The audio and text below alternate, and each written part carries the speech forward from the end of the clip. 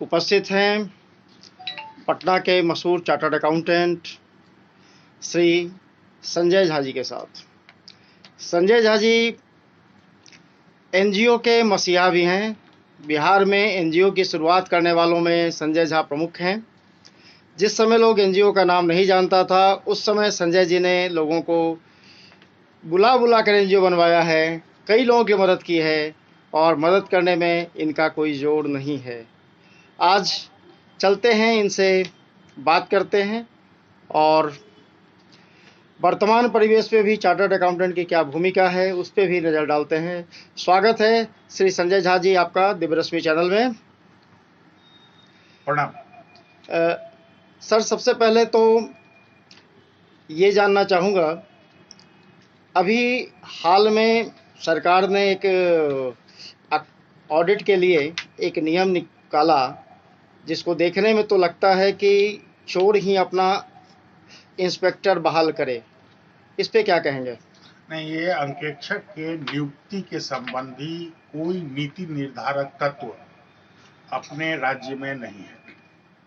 IAS लोग एक तो चाहते हैं कि अंकेक्षण ना हो, लेकिन न चाहते हुए भी उनको अंकेक्षण करवाना होता है तो टेंडर निकाल देते हैं।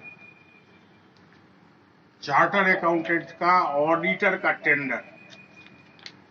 ये लोग कुछ समझते नहीं कि अंकेक्षक की नियुक्ति कैसे होती है। अंकेक्षक एक स्वतंत्र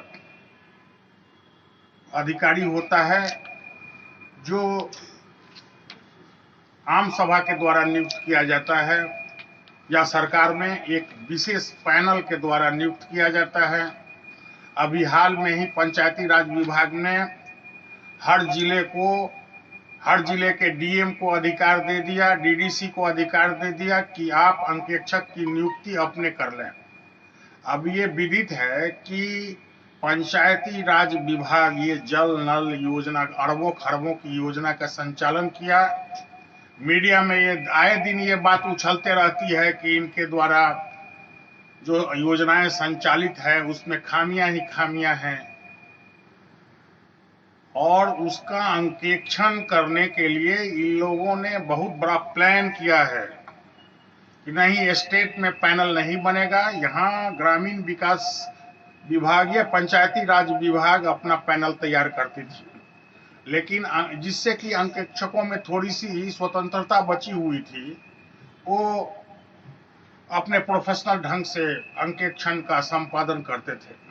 लेकिन पंचायती राज विभाग इस साल से अंकेक्षक की नियुक्ति डीएम और डीडीसी को दे दिया, और यही डीएम और डीडीसी कार्यान्वयन एजेंसी हैं, यही काम करते हैं।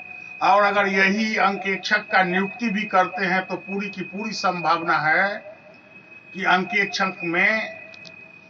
अंकेक्षक पूरी की पूरी बातों को नहीं रख पाएगा, नहीं लिख पाएगा और जन समस्याओं को अपने रिपोर्ट में नहीं रखेगा, या रखेगा भी तो उसको या तो हटा दिया जाएगा या तो उसके ऑडिट का फीस का पेमेंट नहीं किया जाएगा। ये हर विभाग में घोटाला है। ग्रामीण विकास विभाग, पंचायती राज विभाग, समाज कल्याण विभाग, घोटाला ही घोटाला से भरा पूरा है। ये आईएएस लोग ये भ्रष्टाचार के संरक्षक बन करके बैठे हैं और अपने सरकार के मुखिया सिर्फ आईएएस की बात सुनते हैं और किसी की बात नहीं सुनते। आईएएस एक प्रथम श्रेणी का नागरिक है और हम लोग द्वितीय तृतीय श्रेणी के नागरिक हैं। आईएएस अधिकारी लोग कुछ न सुनना चाहते, न कुछ देखना चाहते, न कुछ करना चाहते। विभिन्न विभागों के मंत्रियों ने हमें कहा कि आईएएस लोग कोऑपरेट नहीं करता, आप कुछ कीजिए, आप हमारे डिपार्टमेंट में आके बैठिए, कुछ कर दीजिए।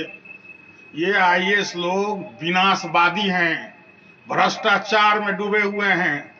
बिहार के सारे आईएएस ऑफिसर जनता के धन को खा करके उसको निवेश किए हुए हैं। गुड़गांव में, मुंबई में बड़े बड़े प्रॉपर्टी खरीदे हुए हैं। सीबीआई से जांच करा लीजिए आईएएस अधिकारियों का। आईएएस अधिकारी, आईपीएस अधिकारी अपने आय का जो डिस्क्लोजर देना होता है नहीं देते हैं, तब भी उनका कोई कुछ नहीं बिगाड़ता है। आज दूसरे सर्विस का अधिकारी अगर डिस्क्लोजर नहीं दे बिहार सरकार को तो उस पर पूरी कार्रवाई होगी। बिहार सरकार के किसी मंत्री और मुख्यमंत्री में आईएएस पर कार्रवाई करने का पावर नहीं है, उनको उतना दम नहीं है, जज्बा नहीं है कि आईएएस के इतने आईएएस ने यहां पर भ्रष्टाचार फैलाया। ये महादलित मिशन का भ्रष्टाचार, ये मुजफ्फरपुर, ये भागलपुर का सीतामढ़ी का भ्रष्टाचार, ये सृजन घोटाला का भ्रष्टाचार, ये सब आईएएस का देन है। और हमारे मंत्री, हमारे मुख्यमंत्री आईएएस के भरोसे इस बिहार के विकास की बात करते हैं जो बेमानी है। सर, ये पिछले 15 सालों का नीतीश जी ने कहा कि 15 साल जंगल राज चला और ये 15 साल अफसरशाही का राज चला। बिल्कुल, यहाँ जनता की बात को कोई सुनता नहीं, आईएएस अफसर की बात को सुनते हैं मुख्यमंत्री। जनता से कितना संवाद होता है मुख्यमंत्री का? मुख्यमंत्री के बगल अगल में जितने लोग बैठे हैं वो लोग माफिया हैं। नाम लेके बताऊं क्या? तो इसका मतलब है कि बिहार में भ्रष्टाचार और बढ़ा है। बिल्कुल, भ्रष्टाचार बिहार के हर कार्यालय में, प्रशासनिक स्तर में, वित्तीय स्तर में, हर स्तर का भ्रष्टाचार है। सर, जितने भी पुल बनते हैं इसका फिजिकल ऑडिट क्यों नहीं होता है? इस तरह कहा तो कि अपने बिहार में मॉनिटरिंग, इवैल्यूएशन, सुपरविजन, ये सब का कोई मतलब नहीं है। जो बना दिया। मुख्यमंत्री जी को एक तो बहुत जानकारी नहीं है कि फाइल में ही योजना फिनिश कर दिया गया, और उन ऑडिटरों से नो ऑब्जेक्शन ले लिया गया और क्लीन रिपोर्ट, ऑडिट रिपोर्ट ले लिया गया, जिसकी नियुक्ति वही करते हैं जो काम करवाते हैं। तो मैंने शुरू में तो सही पूछा था कि इंस्पेक्टर की चोर बहाली करता है इंस्पेक्टर का। जी, यही हो रहा है। और बिहार से जब से ये सरकार आई है तब से एनजीओ भी मारे गए हैं। हाँ, ये बहुत, देखिए, ये एनजीओ रामायण के जमाने में, महाभारत के जमाने में, अंग्रेज के जमाने में, हर जमाने में एनजीओ आज का हिस्टोरिकल सेक्टर है, ये सर्विस सेक्टर। और ये हमारे माननीय मुख्यमंत्री जी, एक तो भ्रष्टाचार उनके आदमी ने मुजफ्फरपुर में किया, भ्रष्टाचार के प्रकाष्ठा पर चला गया। शर्म नहीं आती है, ये कहते हैं कि हम फिर मुख्यमंत्री बनेंगे। उनके लोग चेकबुक लेके बैठे हुए हैं, अपराधी तत्वों को अनुदान दे रहे हैं, चमचे लोगों के साथ बैठे हुए हैं, तो उनको अच्छा लग रहा है। बिहार में कितनी कहे थे कि 50 लाख को नौकरी देंगे, कितने को नौकरी दिए न जाने। सब लोग लौट के जा रहा है, विवश है, भूखे मर रहा है लोग।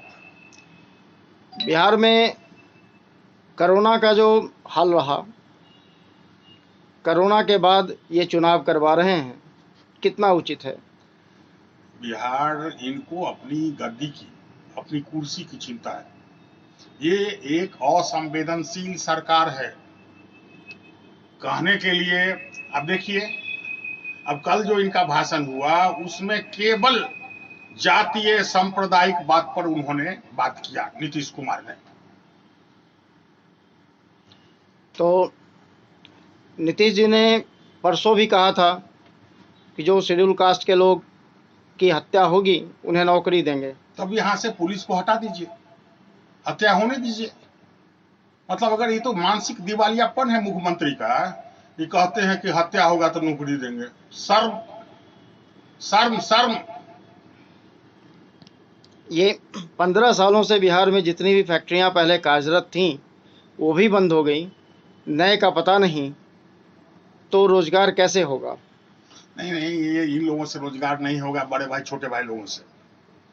इसके लिए हम आह्वान करते हैं हमारे युवाओं को कि आप लोग आइए। ये राजनीतिक दल अपने आप में सरदर्द हैं, ये लोग आला कमान लोगों से बचें। स्वतंत्र उम्मीदवार के रूप में आप अपने क्षेत्र में खड़ा होकर के विधानसभा पहुंचे। इन लोगों से कुछ नहीं होने वाला है। 15 साल में जब कुछ नहीं हुआ तो 5 साल और दे देंगे तो हो जाएगा। अरे ये लोग मलाई मारने वाले हैं, नीतीश कुमार उनके बगल में बैठे हुए। अब अशोक चौधरी हैं, वो कास्ट सिंबल हैं, राज्य करेंगे वो। उधर से मांझी जी आ गए, कास्ट सिंबल, इधर से चिराग जी चले गए, जाति ठगता है। बताइए, ये लोग जात पात के चट्टे बट्टे हैं और उसी आधार पर फिर शासन कुर्सी प्राप्त करेंगे। पिछले 70 सालों से रिजर्वेशन चला आ रहा है, लेकिन क्या एक्चुअल रिजर्वेशन मिला लोगों को? इस पे कभी ऑडिट हुई? देखिए, एक तो क्या है कि ये शिक्षा व्यवस्था को आरक्षण से बहुत हानि ही हानि है। एक तो आरक्षण शब्द हर चीज में हानि। दूसरे ढंग से आइए ना, या आरक्षण में तो रामविलास पासवान, उनके परिवार और उनके आईएएस एक बार हो गया, उनका परिवार भी वही लोग मलाई खा रहा है। निचले तबके को तो मिला नहीं। जी ना, आरक्षण से किसी को फायदा नहीं है। कुछ तबके, कुछ लोग लाभान्वित हो रहे हैं, उनके परिवार लाभान्वित हो रहे हैं, लेकिन दूसरे को लाभ नहीं प्राप्त हो रहा है। शिक्षा का स्तर भी बिहार में बद से बदतर है। तो शिक्षा के हमारे जो बिहार के बच्चे हैं, जो नौजवान हैं, वो तो एक तो अपने इतने लगनशील हैं और सतत प्रयत्नशील रहते हैं पढ़ाई लिखाई में, और दूसरे प्रदेश में जाके शिक्षा ग्रहण करते हैं। यहाँ तो शिक्षा में घोटाला ही घोटाला। यूनिवर्सिटी की बात सुनावे तो आप आश्चर्य से दंग रह जाइएगा। यूनिवर्सिटी में कितना भी पैसा भेज दीजिए, वो लोग कहेगा कि और चाहिए। एरियर बनाता है, एरियर पेमेंट करने के लिए तो मिलना चाहिए 32,000, तो वो ले लेता है 62,000। इधर उधर से कोई चेक करने वाला है नहीं, कोई ऑडिट नाम का चीज नहीं है यूनिवर्सिटी, कॉलेज और विद्यालयों में। वो लोग खुलेआम अपना जो लूट रहा है। कॉलेज में जाइए ना, एक भी रिकॉर्ड नहीं मिलेगा। प्राइवेट व्यक्ति की तरह चेक काट के पैसा निकाल के घोटाला कर रहा है सर। ऑडिट के नाम पे सभी जगह मजाक बन गया है। मजाक है। ऑडिट के नाम पर मुहर लोग खोजता है। अब कौन कितना में कर दे, कुछ भी कर दे।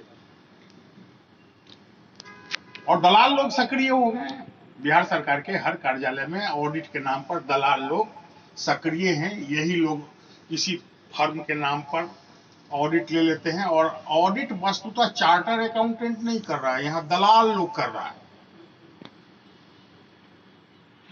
जी, बिहार में चुनाव सामने है, चुनाव के लिए आप क्या संदेश देना चाहेंगे?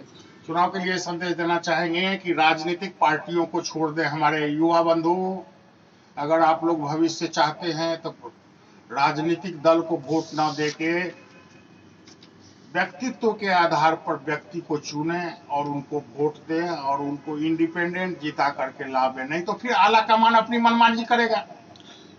मतलब अयोग्य व्यक्ति को मंत्री बनाएगा आला कमान। आला कमान रहित सरकार चाहिए। मतलब दलदल की राजनीति, दलदल जो हो गया है उससे आप उबारना चाहते हैं? बिल्कुल बिल्कुल, हर दल में दलदल है। धन्यवाद आपका देवरश्मि में समय देने के लिए।